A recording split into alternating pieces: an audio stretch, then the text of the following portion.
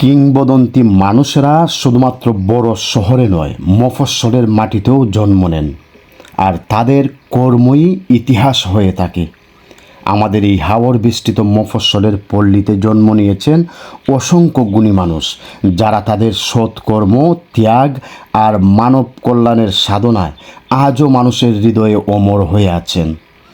তেমনি একজন কিংবদন্তি পুরুষ ঠাকুর দয়ানন্দ দেব, যার জীবন ছিল শান্তির সন্ধানে নিবেদিত এক নীরব সাধনা।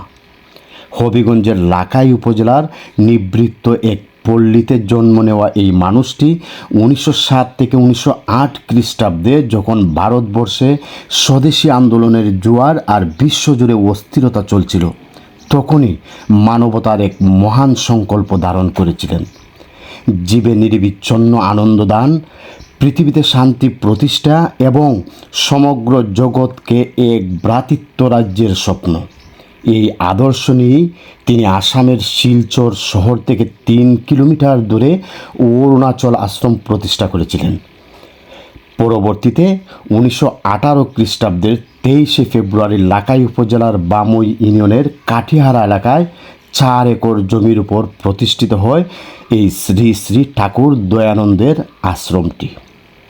7ই জ্যৈষ্ঠ 1288 বঙ্গাব্দ অর্থাৎ 1881 খ্রিস্টাব্দে জন্ম নেওয়া গুণী এই মানুষটি 1918 সালের 18ই ডিসেম্বর প্রথম মহাযুদ্ধ পরবর্তী প্যারিসে অনুষ্ঠিত কনফারেন্সের প্রাক্কালে নিজেকে বিশ্ব শহীদ ও সন্ন্যাসী সংগঠনের সভাপতি পরিচয়ে ইংরেজি ভাষায় শান্তির বার্তা উচ্চারণ করেছিলেন।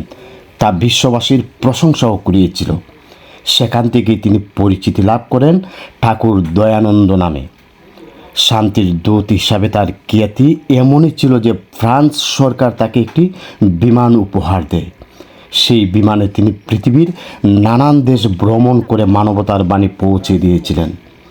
জার্মানির চ্যান্সেলর হিটলার, ইটালির তৎকালীন রাষ্ট্রপ্রধান মুসোলিনি এবং জাপানের সম্রাট আকিহিতোর নিকটও তিনি পৌঁছে দেন শান্তির বাণী।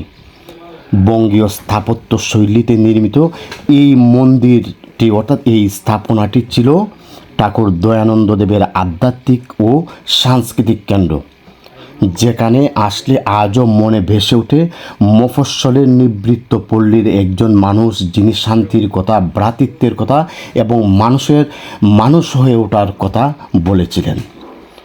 ঠাকুর দয়ানন্দ দেবের জন্মস্থান ছিল আমাদের এই হাওর বেষ্টিত মফস্বলের জনপদ লাখাই উপজেলার বামুই ইউনিয়নের বামুই গ্রামে। এলাকায় যিনি গুরুদাস চৌধুরী হিসেবেও পরিচিত ছিলেন। দর্শক, আমি দৃষ্টি সীমানায় আপনাদের দেখালাম 107 বছরের ইতিহাস সমৃদ্ধ এই অমৃত আশ্রম মন্দিরটি। আশা করি আপনাদের ভালো লেগেছে।